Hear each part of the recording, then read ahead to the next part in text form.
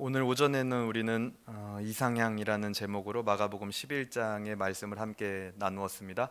세상이 요구하는 이상향적인 인간 상이 있었음을 우리는 깨닫게 되었습니다. 그 앞에서 우리 그리스도인들은 최고의 권위 되신 예수 그리스도 앞에 서야만 우리가 어떤 존재인지 알게 되는 것이죠. 그래서 우리의 진정한 이상향은 바로 예수 그리스도다라는 사실을 소그룹 모임 가운데 또 성도 간에 교제할 때 함께 나누어 보셨는지요? 오늘 오후에는요, 원래 항상 외민 강해를 하게 되는데요, 오후에 이제 마가복음 강해를 할까 하다가 그거보다는 저희가 지금 구약 성경 창세기부터 그리고 이제 시가서를 마무리로 이제 구약 대하설교가 거의 끝나가고 있는 상황입니다. 그 와중에 우리가 구약에 가장 중요하다고 항상 배워왔고 또 성경에서 그렇게 말하고 있는 이 레위기, 그리고 또 레위기의 중심은 무엇인지 다시 한번 살펴보면서 이 시가서의 저자들이 레위기 말씀을 이렇게 지켰기 때문에 복받은 사람들로 남을 수 있었구나라는 사실을 다시 한번 돌아볼 수 있는 시간이기를 바랍니다. 그래서 오늘 오후에는 레위기 이제 성경 강좌로 진행을 하려고 합니다. 이 구약 우리가 대하설교를 들으면서 그리고 또 에스라 성경 강좌를 들으면서 이 복받은 사람들, 시가서를 기록한 저자들, 거기에 등장하는 인물들의 공통점은 한마디로 표현하면 이렇게 표현할 수 있을 것 같습니다. 거룩에 승리한 자들이다. 왜냐하면 레위기의 말씀을 지켰다라는 것은 거룩해졌다라는 것이거든요. 그래서 그들은 거룩에 승리한 자들이었다라는 거죠. 그래서 하나님께 복받기에 부족함 없는 자들이 되었다라는 겁니다. 그렇다면 이들이 승리한 거룩은 도대체 뭐였을까? 그냥 거룩이 모호한 개념에서 그치는 것이 아니라 구체적으로 하나님께서 예수 그리스도를 통하여 우리에게 요청하시는 거룩의 개념이란 무엇일까? 그것을 우리가 한번 살펴보면 좋겠습니다. 그래서 오늘 앞에 화면에 이제 PPT를 좀 보시면서 우리가 들어가 보도록 할 텐데요. 레위기는요, 우리가 항상 배워온 대로 어떤 책이죠? 오경의 중심은 앞에 있으니까 다른 것도 구약의 핵심, 오경의 중심. 그렇죠? 우리가 수도 없이 배워왔죠, 그렇죠? 구약의 핵심, 오경의 중심이다. 그래서 이제 주로 우리가 레위기가 정말 구약의 핵심이 맞는가? 그냥 어떻게 어떤 한 사람이 그냥 잘 해석해서 짜집게 해가지고 붙여낸 말 아니야? 하는 것을 변증하기 위하여 우리는 성경 강좌를 들으면서 이제 말라기 이야기를 이제 많이 가져왔었습니다. 그래서 말라기에 보면 하나님이 구약의 역사 마칠 때까지도 모세와 맺은 나의 언약, 레위와 맺은 나의 언약, 그 언약은 생명과 평강의 언약이다. 호렙산에서 언약을 맺을 때 중재했던 그 모세를 데려와다 하면서 이제 레위기가 마지막까지도 구약이 끝나기까지도 하나님에게 굉장히 중요한 언약, 하나의 축이었음을 우리는 보게 되었습니다. 근데 제가 자세히 보니까요, 오경의 중심이 레위기다라는 것이요, 그냥 내용만 잘 살펴봐도 그게 증명이 또 됩니다. 그래서 앞에 보시면요, 창세기가 마지막에 끝날 때 나타나는 주요 사건이 뭐냐면 야곱이 12아들들을 축복하는 장면이 창세기 49장에 나옵니다. 그렇죠? 그렇게 창세기는 끝이 납니다. 그리고 나서 출애굽기를 들어가게 되는데요, 출애굽기의 여정은 이렇습니다. 출애굽을 한 뒤에 광야 여정을 보내고 시내산에 도착하죠. 시내산에 도착한 사람들이 이제는 율법의 말씀을 받고 성막을 건축하면서 출애굽기가 끝나게 됩니다. 그렇죠? 그리고 나서 이제 레위기가 등장을 하는데요, 레위기의 중심 주제는 거룩함입니다. 거룩함은 이제 구별되었다, 분리되었다, 구분되었다라는 뜻을 가지고 있었죠. 그리고 이제 민수기라는 책이 등장을 하는데 이 민수기에서 벌어지는 일련의 사건들이요, 정확하게 출애굽기와 반대입니다. 역순이라고 하죠. 역순. 우리 군대에 다녀오신 분들은 알 겁니다. 총기의 분해와 조립은 뭐다? 역순이다. 여성분들은 이해를 못하고 있습니다. 민수기는 정확하게 출애굽기와 역순입니다. 성막 건축했던 것을 해체를 하고 그 다음에 이제 시내산에서 도착했지만, 출애굽기에선 도착했지만 민수기에선 떠납니다. 그리고 다시 어디로 들어가냐? 광야 여정으로 들어갑니다. 그리고 출애굽했던 데서 떠나와서 가나안 입구에 도착을 하게 되는 게 민수기 여정의 이야기죠.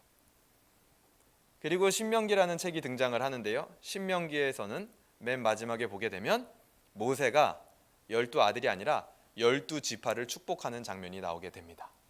그래서 정확하게 모세 오경은요, 이렇게 동심원 구조로, 근데 무엇을 중심으로요? 레위기라는 책을 중심으로 앞뒤가 정확하게 수미상관을 이루고 있다는 겁니다. 그래서 이 구조만 보더라도 정말 레위기가 오경의 중심이 맞구나 라는 것을 또 한 가지 변증할 수 있는 무기를 우리는 갖게 되는 것이죠. 물론 오늘날 많은 신학자들과 성경학자들이 레위기가 오경의 중심이다, 구약의 핵심이다라는 것에 대하여서 부정하는 분들은 거의 없습니다. 그래서 오경의 중심은 바로 레위기다. 이 내러티브 구성 자체가 레위기를 중심으로 하고 있고, 레위기의 가장 중심 메시지는 바로 거룩함에 관하여라고 볼 수 있습니다. 레위기에 이제 어떤 내용들이 구성을 이루고 있는가 살펴보게 되면은요, 1장부터 10장까지는 뭐죠? 제사법입니다. 제사법. 제사 규정과 제사장 규정에 대해서 다루고 있는 제사법. 이거는요, 좀 풀어서 얘기를 하면요, 하나님께 나아가는 방법을 설명하고 있는 겁니다. 그 뒤에 11장부터 27장 레위기 끝까지는 거룩한 백성의 삶. 우리에게 이게 익숙하죠. 거룩한 백성의 삶. 근데 거룩한 백성의 삶을 좀 다른 표현으로 해본다면요, 하나님과 동행하는 방법에 대해서 설명하고 있는 겁니다. 레위기는요, 하나님께 나아가는 방법, 그 하나님과 동행하는 방법에 대해서 이야기하고 있다라는 것이죠. 그래서 삶에서의 정결 규례, 그리고 속죄일, 절기, 복과 저주가 나오게 되면서 레위기는 끝나게 됩니다. 이렇게 레위기가 흘러가는 과정 중에 레위기의 중심 메시지는 바로 무엇이냐? 처음에 말씀드린 대로 거룩이라는 주제를 가지고 있습니다.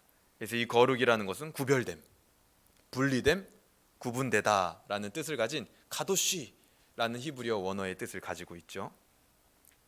그리고 레위기가 실제로 이 책이 다루고 있는 기간이 얼마나 되느냐 계산을 해보면은요, 레위기는 성막을 완공한 뒤에 시내산 떠나기까지 약 한 달 어간에 있었던 일들을 다루고 있는 겁니다. 레위기는 어떤 사건을 구체적으로 이야기하진 않죠. 그냥 이제 규례들만 쭉 나와 있는데, 그 규례를 받은 것이 이제 그 한 달 어간에 있었던 이야기를 기록한 내용이다라는 것입니다. 레위기의 중심 메시지가 거룩이다라는 것은 레위기 곳곳에서도 나타나게 되고, 오늘 본문에서도 이야기를 하고 있죠. 오늘 본문 19장 2절에 보게 되면, 너는 이스라엘 자손의 온 회중에게 말하여 이르라. 너희는 거룩하라. 이는 나 여호와 너희 하나님이 거룩함이니라. 내가 거룩하니 너희도 거룩해라. 계속 반복해서 어떤 가르침이 끝날 때마다 계속 거룩해라, 거룩해라, 거룩해라 하나님이 말씀을 하십니다. 그래서 레위기를 관통하는 화두는 바로 이 거룩함, 그리고 거룩한 하나님과 우리가 어떻게 관계를 맺고 살 것이냐. 거룩한 하나님과 교제하려면요, 우리도 거룩해져야 됩니다.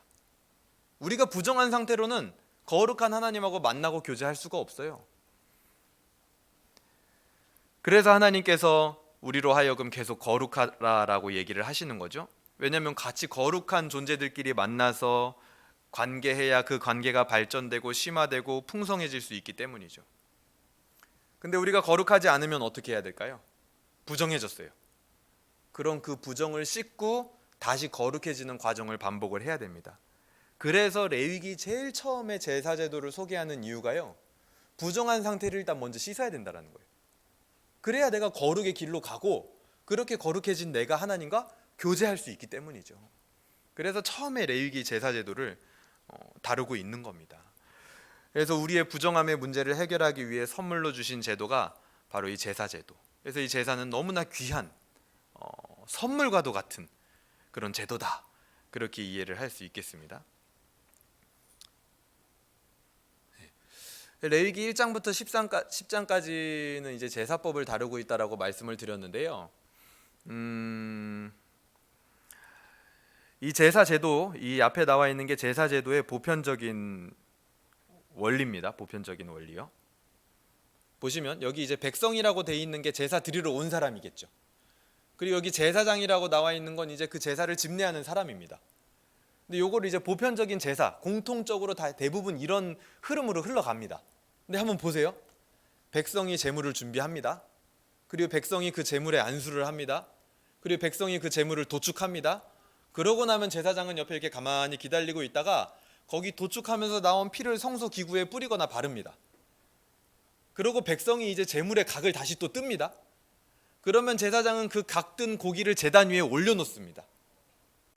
그리고 제단 위에 제사장이 그 고기를 올려놓는 동안 백성은요, 제단에 놓는 동안 옆에 나왔던 막 고기 잡으면서 동물 잡으면서 나왔던 피나 사체 이런 것들을 다 세척을 합니다. 깨끗하게.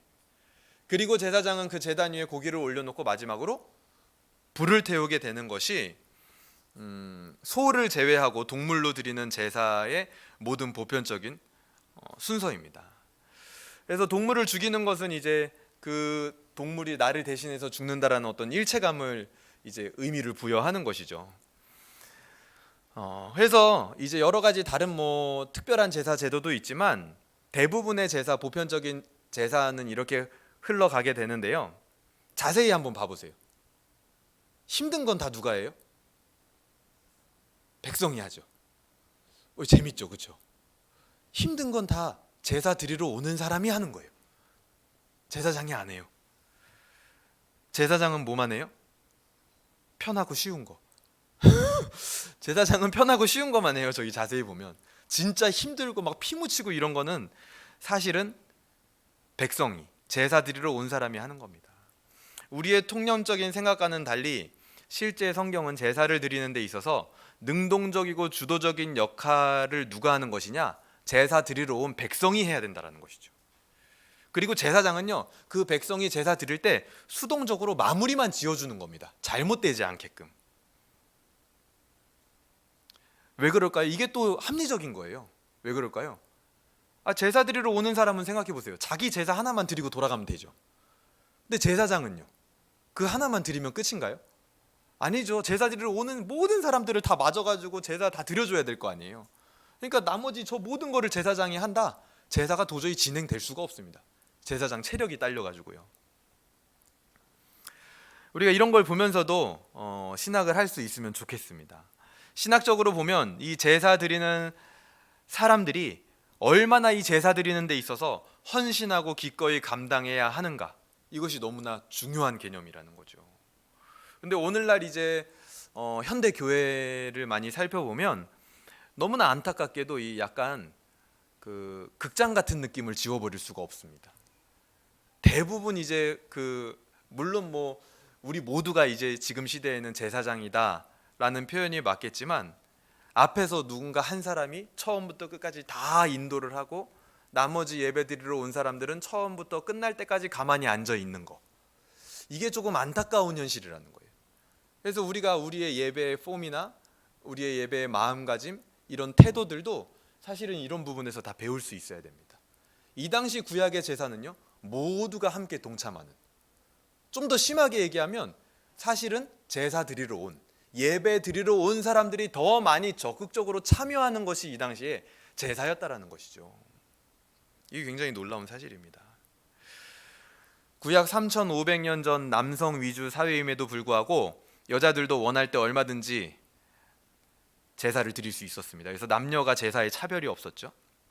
그리고 동물의, 여기 이제 제사 드리면서 동물에서 나오는 그런 기름은 반드시 하나님의 것이다라는 것이 제사의 가장 기본적인 규정입니다. 그래서 제사 지낼 때 드리는 이런 동물들이나 이런 제물들에 대한 기본 규정은 첫 번째, 가축이어야 되고 흠이 없고 살아 있어야 됩니다. 이 말은요, 쉽게 말하면, 다른 말로 표현하면 가장 좋은 걸 드려야 된다는 것이죠. 왜요? 하나님께 드리는 거기 때문에요. 예전에 우리 한국 교회도 이런 굉장히 귀한 전통들이 있었죠. 우스갯소리로 많이 얘기하지만 예전에 그 한국 교회의 전성기를 이끌었던 권사님, 장로님들 보세요. 헌금할 때 제가 깜짝 놀랐어요. 헌금을 할 때요, 그 10,000원짜리를 다리미로 다려서 헌금을 합니다. 왜요? 뭐 물론 그런다고 해서 뭐 더 가치가 있어지는 건 아니죠. 근데 하지만 뭐예요? 그냥 그 사람의 그 마음이잖아요. 마음. 근데 여러분 잊지 마세요. 그때가 한국 교회의 전성기였어요.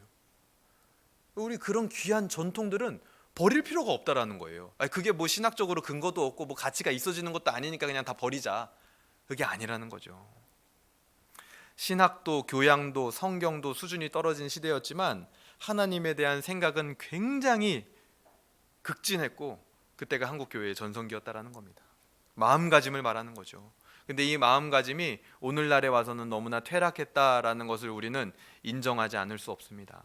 가장 좋은 것을 하나님께 드렸다라는 것이 재물의 규정이었습니다. 하지만 각자의 형편에 맞게요, 당연히. 당시에 이 소를 드린다라는 것은 굉장히 흔치 않은 제사 제물 중에 하나였죠. 오늘날로 친다면은 당시의 소는요, 오늘날 내 집을 드렸다 이런 거랑 거의 똑같은 의미입니다. 그 정도로 소의 이 값어치와 효용성이라는 것은 당시에는 굉장히 큰 거였다는 거죠. 그래서 무얼 바치더라도 이 효력이라는 것은 동일하지만 그래도 하나님에게 최고의 것을 드리고 싶어하는 그 마음. 내가 가진 시간 중에서도 나는 최고의 것을 하나님께 드리고 싶어. 내가 가진 능력 중에 최고의 능력을 하나님 앞에 헌신하고 싶어. 내가 가진 모든 것 중에 하나님 앞에 최고의 것을, 우리 집에 있는 것 중에 뭘 드리더라도 최고의 것을 좀 드리고 싶어 라는 그런 중심이 오늘 우리에게도, 우리 성경을 배운 사람들에게도 있었으면 좋겠습니다. 그리고 나서 이제 제사의 종류들이 이제 등장을 하게 되는데요.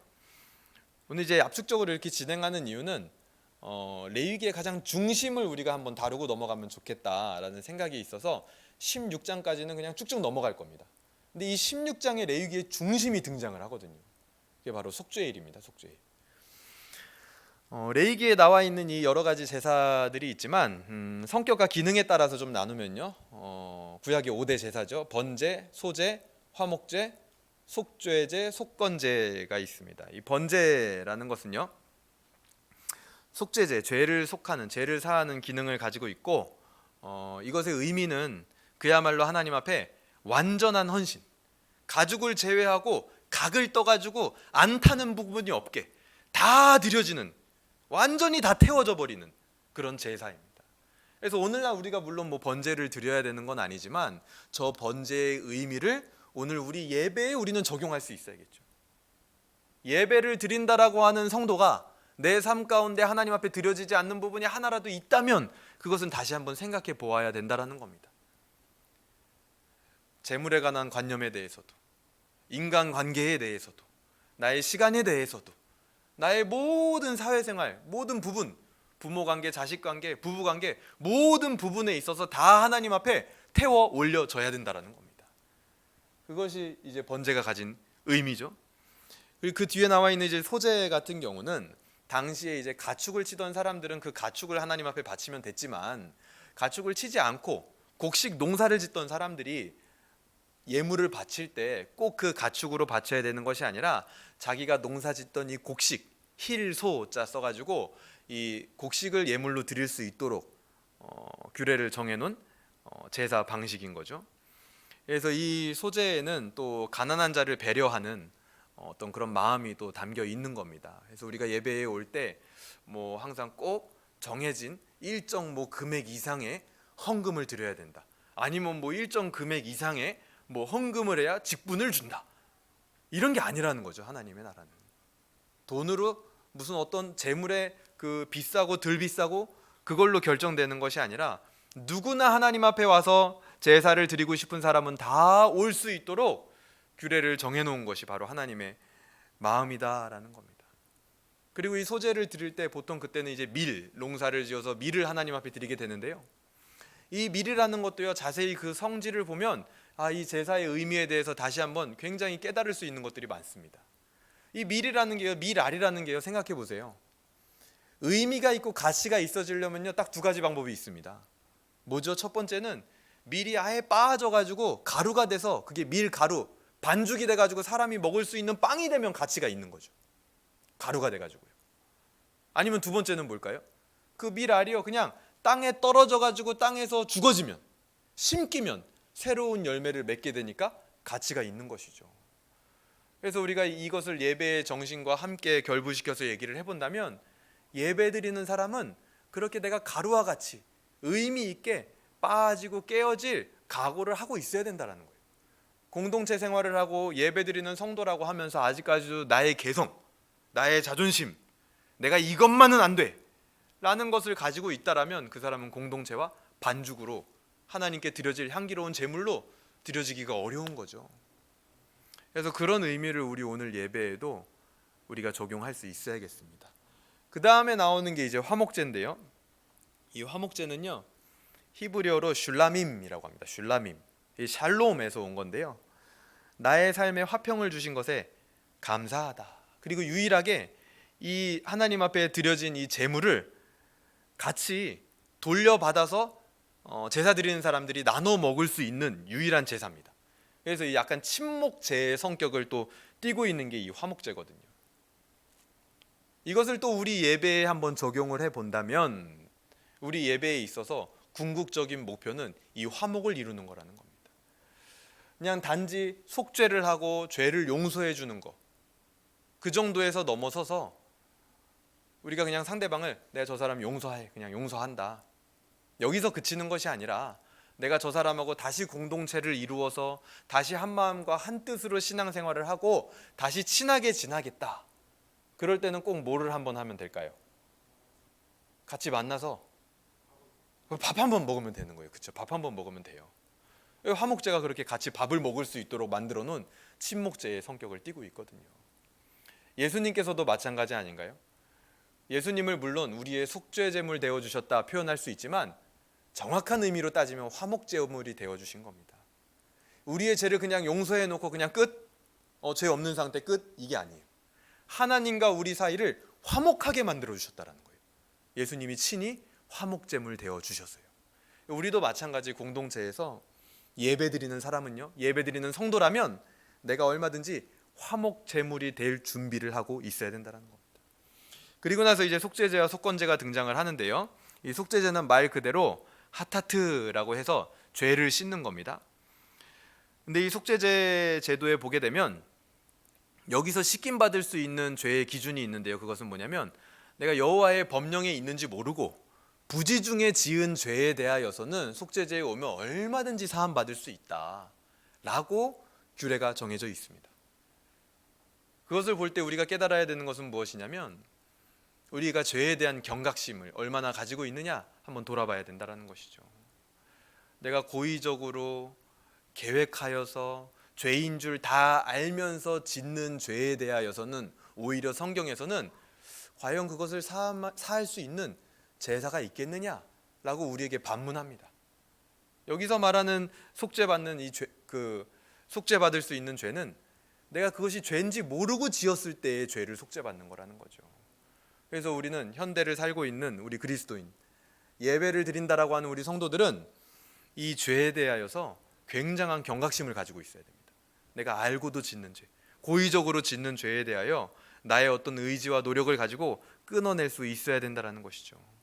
그리고 나서 이제 속건제는 배상제를 의미하죠. 배상제, 재정적으로 물질적 손해를 끼쳤을 때 배상하는 제사입니다. 특히 이제 성소의 물건에 대해서요.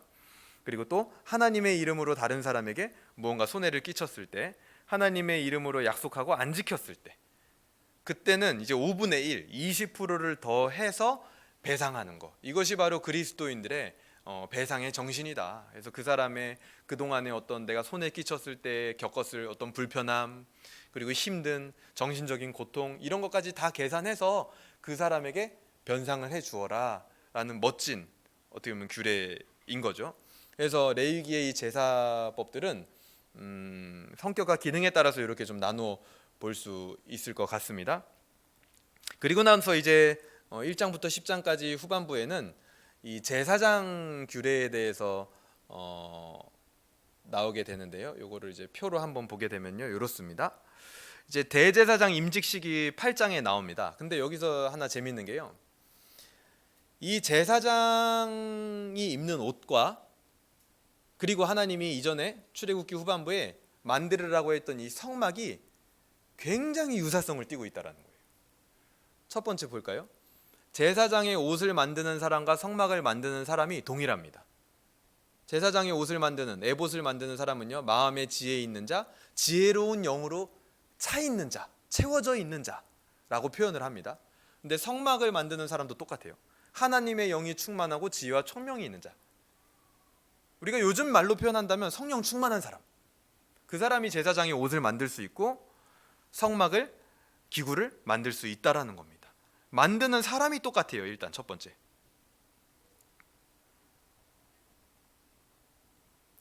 그리고 두 번째, 재료도 똑같습니다. 제사장의 에봇을 만들 때 금실, 청색, 자색, 홍색실, 배실을 사용해서 만들어라.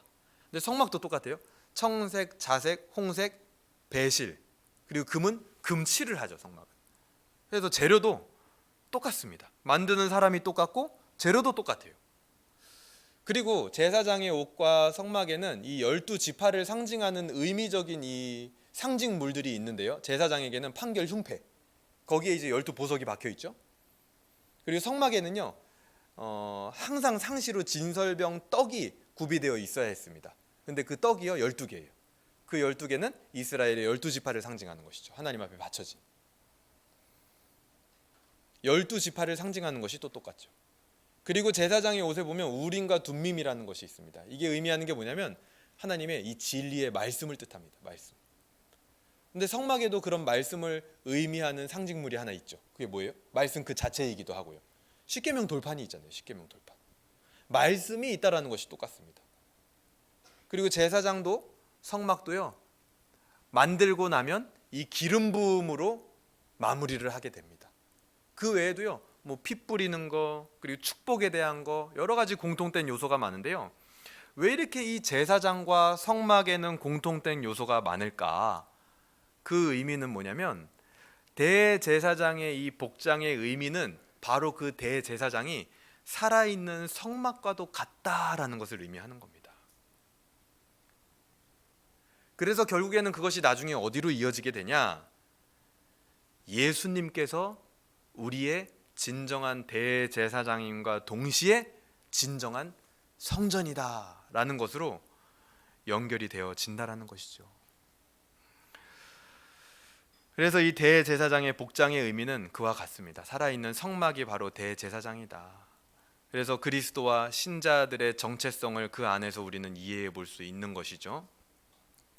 그렇게 이제 1장부터 10장까지 제사법에 대해서 이야기가 나오게 되고, 그 뒤에는 11장부터 27장까지 거룩한 백성의 삶으로 넘어가게 됩니다. 근데 이 거룩한 백성의 삶의 규례들을 볼 때 율법을 이해하는 기준이 있죠. 첫 번째는 이 당시의 율법을 볼 때 당시의 모형으로 지키던 것이 지금 예수님 이후, 신약시대 이후에 실체가 도래했다면 그것은 지키지 않아도 되는 것입니다. 다만 그 의미는 받아야 되는 것이죠. 예를 들면 아까 말씀드린 5대 제사 같은 겁니다. 그 제사의 제물, 모형으로 드리던 동물 제사의 모형으로 드리던 그 실체, 예수 그리스도가 직접 오셔서 제사를 완성했기 때문에 오늘날 우리는 제사를 드릴 필요는 없는 것이죠. 근데 하지만 그 5대 제사의 의미를 오늘날 우리는 예배로 다 받는 겁니다. 그런 요소들이 나타나야 됩니다. 그게 첫 번째 기준이고요. 두 번째는요, 당시에 실체로 지키던 거, 그리고 오늘날도 여전히 실체로 지키는 것들이 있습니다. 그거는요, 당연히 오늘날도요, 하나님을 믿는 백성들, 진리의 말씀을 깨닫는 백성들이요, 여전히 지키면 유익한 규례들이 있습니다. 생명과 평강의 언약으로서요. 어떤 게 있을까요? 우리가 레위기 11장에 우리가 가장 또 많이 배우는 거죠. 음식물 규례죠. 음식물 규례. 당시에 뭐 모형으로 먹고 오늘날에 진짜 음식을 먹는다? 그렇지 않잖아요. 당시에도 고기 먹고 오늘날도 고기 먹고, 당시에도 채소 먹고 오늘날도 채소를 먹습니다. 그런 규례들은요, 우리가 보고 그것을 오늘날 그대로 적용을 할 때 여전히 오늘날 우리에게 유익을 가져다 줍니다. 생명과 평강을 우리에게 가져다 줄 수 있는 규례들이죠. 그리고 또 세 번째가 있습니다. 이것도 똑같은데요, 당시에도 실체로 했고 오늘날도 실체로 하는데 한 가지 차이가 있어요. 그대로 적용하는 것을 넘어서서 더 보완해서 지켜야 되는 규례들이 있습니다. 주로 도덕법 같은 것이겠죠. 당시에 이 도덕 개념이라는 것, 치안 개념이라는 것은요, 그냥 사람을 길거리에서 만났을 때, 광야에서 만났을 때 죽이지 않으면 잘한 거예요. 착한 거예요. 내가 먼저 죽지 않기 위해서. 그래서 살인하지 말라. 근데 오늘날 내가 살인하지 않으니까 나는 아주 도덕적인 사람이야, 아주 그리스도의 윤리를 다, 그리스도인의 지켜야 될 윤리를 다 지키는 사람이야 라고 판단할 수 있을까요? 아니죠. 그런 것들은 더 보완해야 됩니다. 어떻게 해요? 예수님이 가르쳐 주신 대로 형제를 미워하는 자마다 살인하는 것과 똑같으니라 하면서 내가 이제는 살인하는 것을 넘어서서 미워해서도 안 되는 것이구나. 용서해야 되는구나, 그 형제를. 그렇게 더 보완해서 지켜야 되는 법들이 있다라는 겁니다. 그래서 11장부터 27장까지의 율법들을 읽을 때는 이런 기준을 가지고 우리가 읽을 때 훨씬 더 유익할 수 있다라는 겁니다. 그리고 나서 이제 그 11장부터 27장 사이에 16장의 속죄일 규례가 등장을 하게 됩니다. 이게 오늘 말씀의 핵심인데요. 우리가 오경의 중심은 레위기라는 것을 처음에 받고 구약의 핵심도 레위기라는 것을 우리는 익히 들어서 알 수 있습니다. 그런데 그렇다면 그 레위기의 중심에는 뭐가 있느냐? 의미적으로 메시지적으로는 거룩이라는 게 있죠. 근데 그냥 그 레위기 성경책 그 중심에는 도대체 뭐가 있느냐라고 했을 때는 바로 이 16장에 속죄일이 있는 겁니다. 근데 우리가 기존에 이제 에스라 성경강좌를 할 때 이 부분을 굉장히 막 중요하게 다루고 넘어가지 않는 경우가 많아요. 왜냐하면 이제 율법에 대해서 어떻게 나눠서 보느냐라는 인식조차 처음에는 없기 때문에 그 뒤에 사실은 다루어야 될 문제이기 때문에 이 속죄일에 대해서 간단하게 넘어가는 경우가 많습니다. 근데 이 레위기 전체 구조를 보게 되면은요, 처음에 제사 규정이 등장합니다. 그리고 나서 제사장 규정이죠. 그리고 정결 규정, 그 다음에 속죄일, 그리고 또 다시 그 앞에 부분이 반복되는 겁니다. 거룩 규정, 제사장 규정, 처음에는 제사 규정이었지만 나중에는 절기 규정. 이렇게 정확하게 동심원 구조를 하고 있습니다. 근데 그 중심에는 뭐가 있느냐? 속죄일이 있다라는 것이죠. 이것은 하나님께서 레위기라는 특별 계시를 우리에게 기록하여 전달해 줄 때 이런 기법을 통하여서 속죄일이 가장 중요한 개념이다. 너희 거룩에 있어서. 내가 거룩하니 너희도 거룩하라 라고 할 때 가장 중요한 개념이 바로 속죄일이다. 속죄다. 그리스도인의 거룩함에 있어서 반드시 있어야 되는 것이 속죄일이다 라는 것을 구조적으로 우리에게 보여주고 있는 겁니다.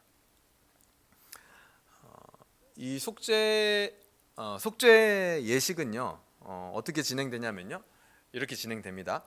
보편적인 이제 제사 예식하고는 좀 순서가 이제 조금 다르기도 하고 방법도 다르기도 한데요.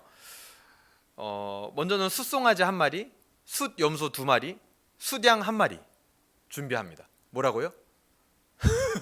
숫송아지 1마리, 숫염소 몇 마리? 2마리, 숫양 1마리 이렇게 준비를 하는 거예요.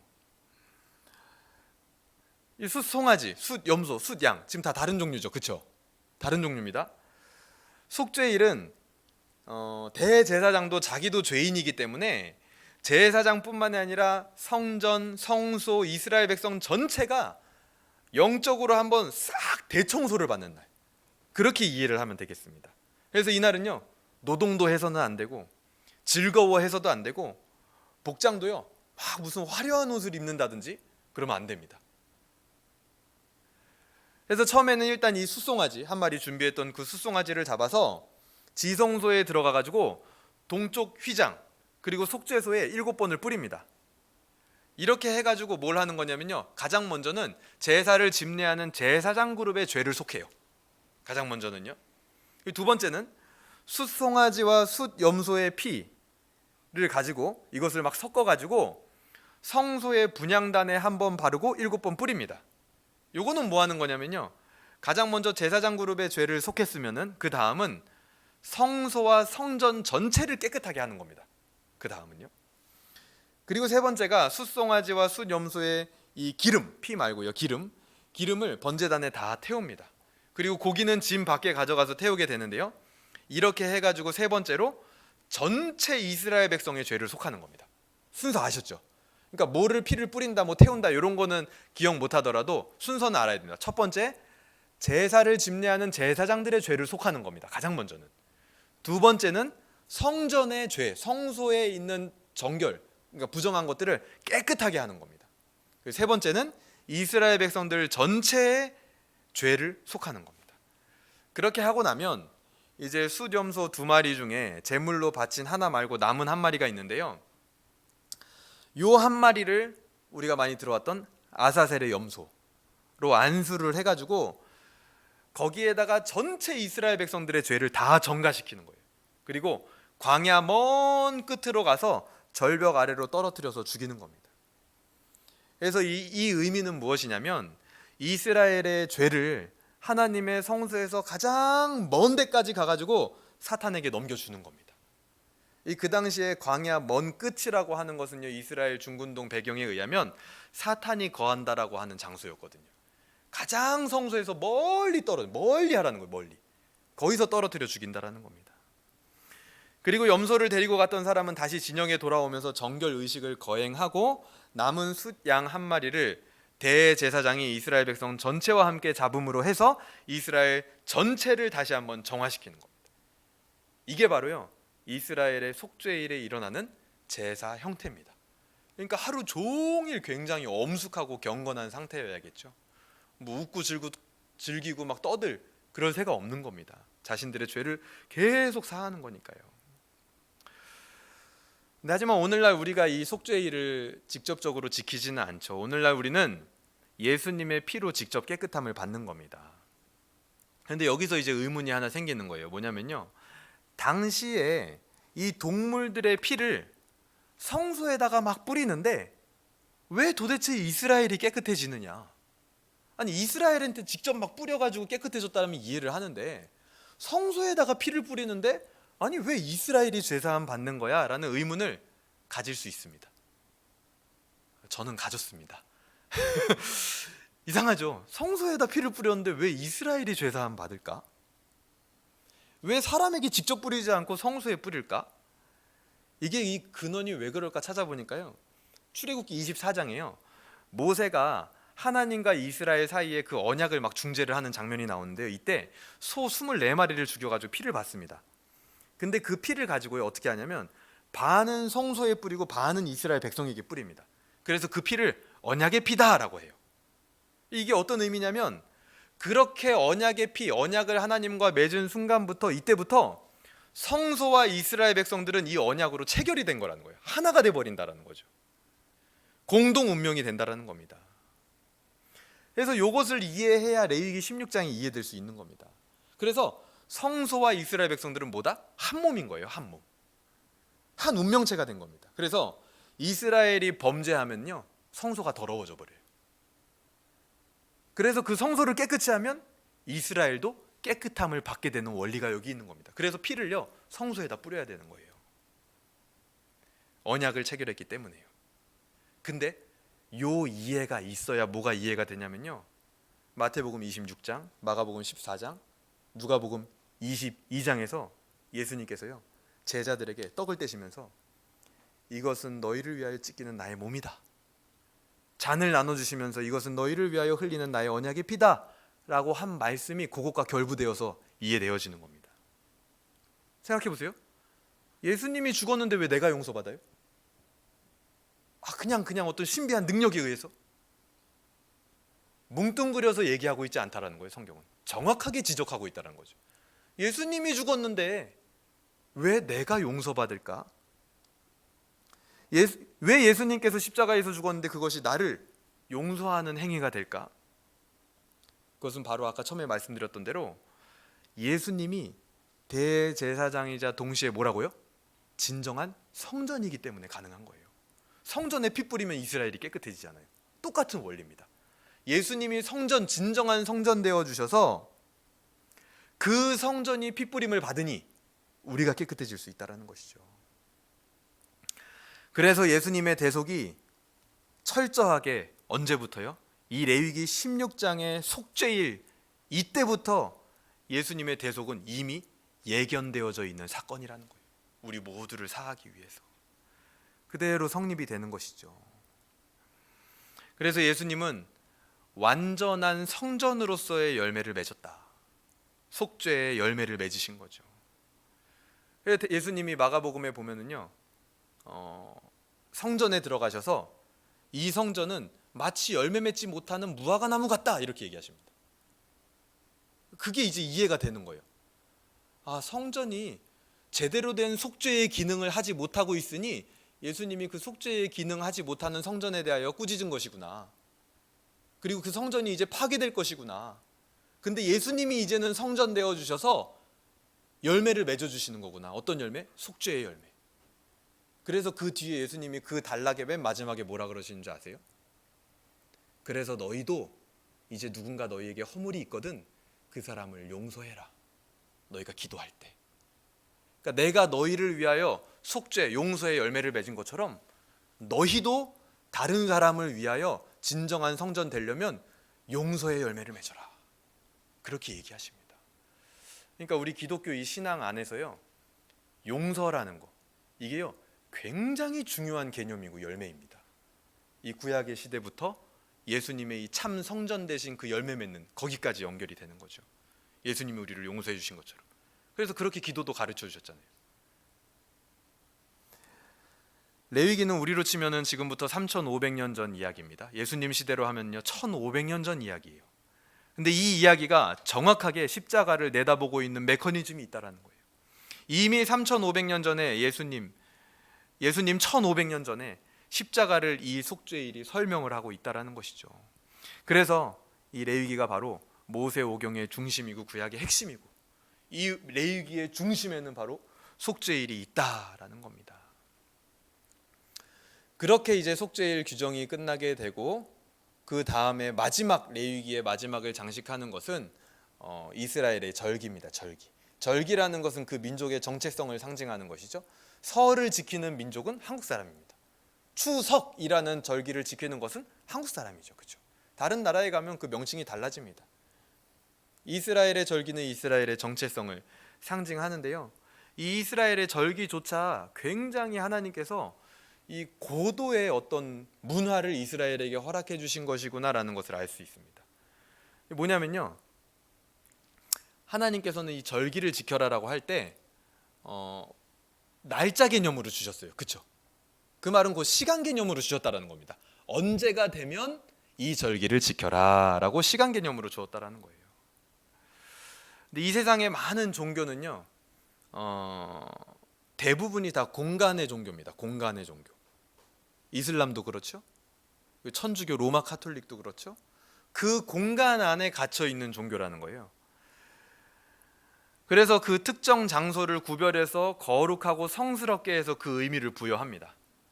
그런데 그 공간 중심의 종교의 맹점이 뭐냐면 그 공간을 벗어나면 거룩하지 않아요.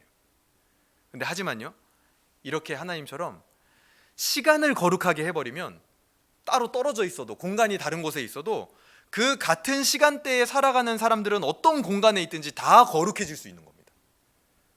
훨씬 더 강력한 거죠. 같은 종교의 선에서 봤을 때요. 그래서 우리의 거룩함은요, 공간이 아닌 시간을 통해서 나타나야 된다라는 겁니다.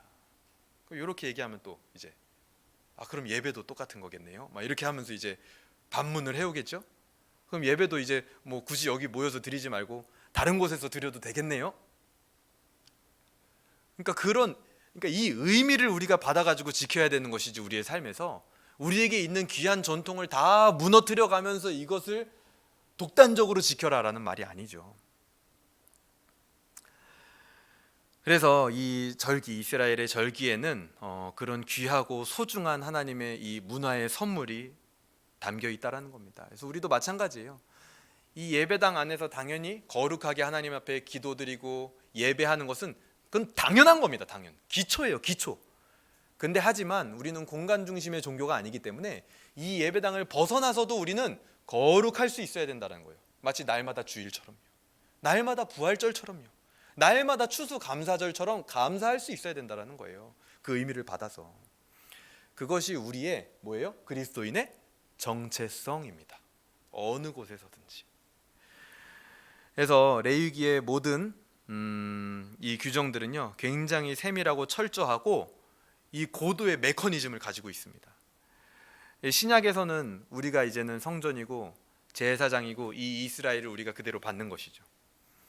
우리의 경건과 거룩은 어떠합니까? 주일도 마찬가지죠. 우리가 주일 아침 딱 눈 떴을 때부터 주일이 아니라 토요일 저녁부터 어떻게 보면 주일이라고 할 수 있겠죠. 성경에서는 항상 날을 계수할 때요, 저녁이 되고 아침이 되니까 하루였더라 이렇게 표현하잖아요. 토요일 저녁부터 우리는 주일을 준비해야 되는 겁니다.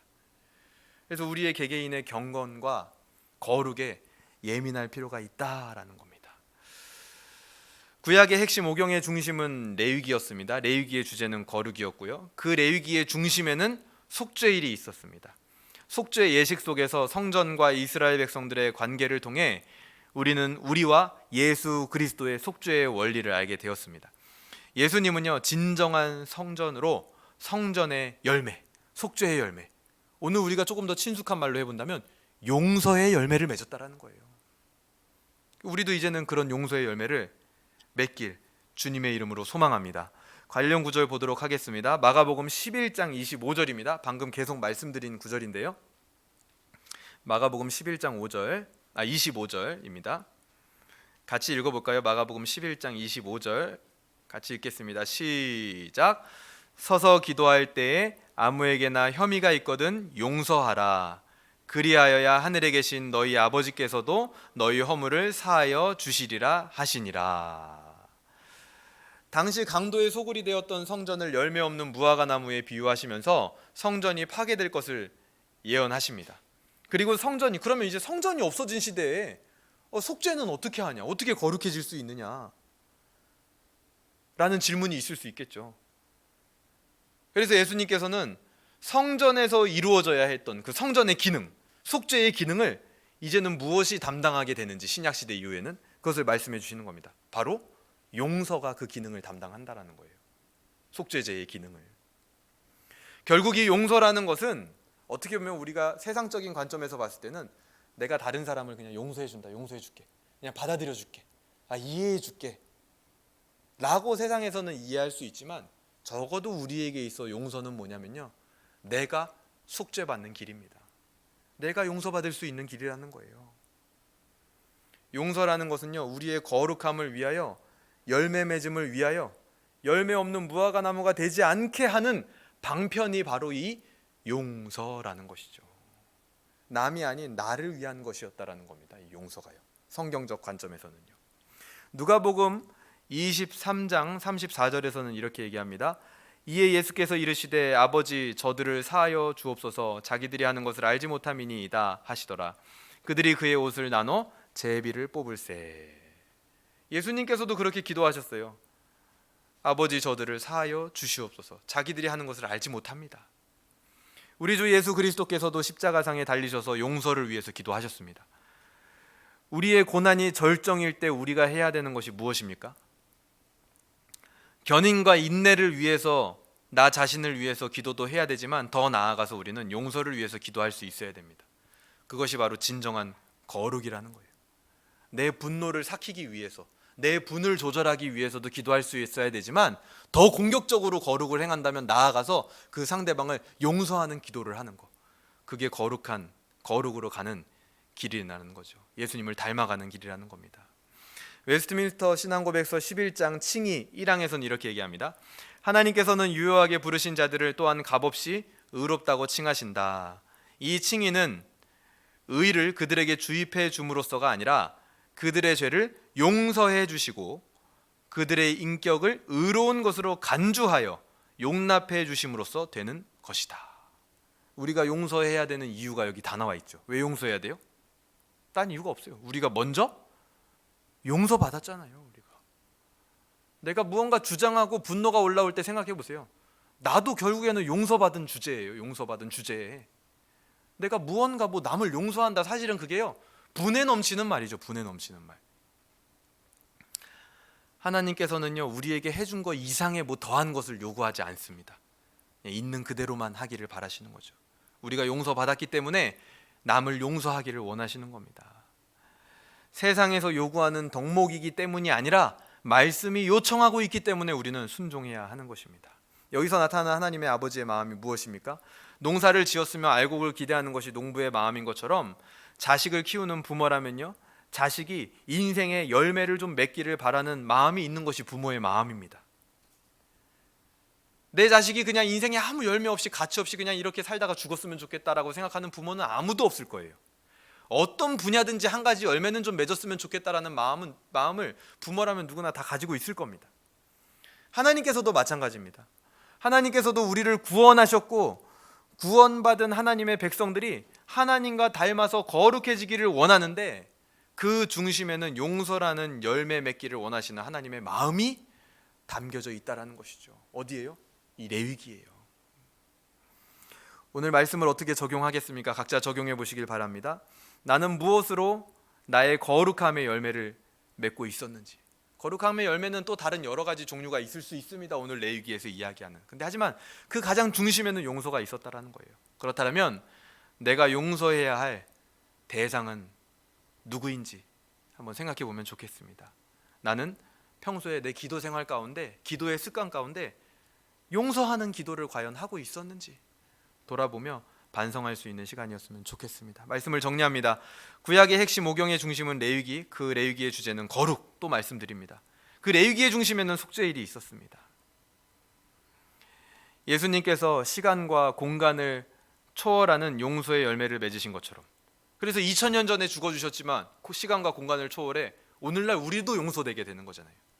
그런 것처럼 우리도 공간에 구애받지 않는, 이 공간 안에서 항상 교우들끼리만 용서하고 교우들끼리만 용납해 주는 것이 아니라 이곳에서 나가서도 공간에 구애받지 않고 거룩의 열매를 맺길, 그런 열매를 맺는 저와 여러분이 되기를 주님의 이름으로 소망합니다. 이 시간 같이 기도하도록 하겠습니다. 첫 번째는 거룩과 거리가 멀었던 나의 신앙과 삶, 용서의 열매를 맺지 못했던 성전의 모습이 있었다면 이 시간 회개합니다. 또한 간구했으면 좋겠습니다. 성전 없는 시대에 용서의 열매를 맺는, 움직이는 성전이 되게 하여 주시옵소서 기도했으면 좋겠고요. 또 마지막으로는 결단했으면 좋겠습니다. 우리 안에 혹시라도 이렇게 기도하면서 내가 용서해야 될 대상이 떠오르는 사람이 있다라면 그 사람을 위해서 함께 기도할 수 있으면 좋겠습니다. 이 시간 같이 함께 기도하도록 하겠습니다. 기도합니다. 하나님 아버지 감사합니다. 혹시라도 우리 안에 거룩과 거리가 멀었던 우리의 신앙